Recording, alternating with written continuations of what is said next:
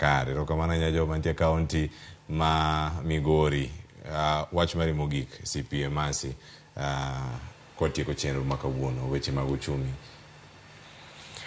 Klefazana wacho ni uchumi to pod dhi bedo matek kaka wang'eyo nikech king'iyo kata bech mafuta ma is a major economic driver pod king'iyo to oko chal ni pod nikech wan waonge gi mafuta wa mwaloso.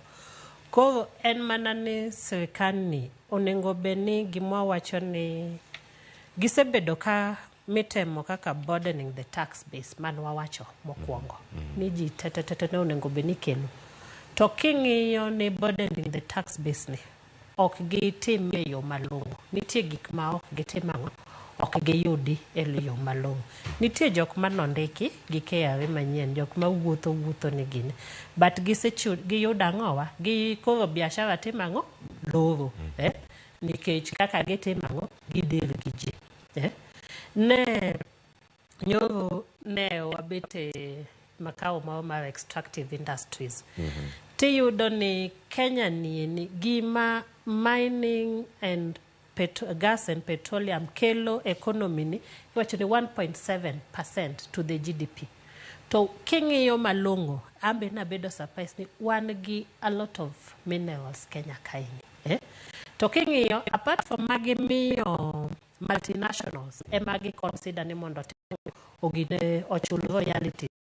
Matindo gini consider ni make illicit trade. Kwa hivyo ka ng'at ma kunyo gold Migori nikech en mare government oko recognize dhi timo ang'a ong'ado border odhi ouso gire ne Tanzania.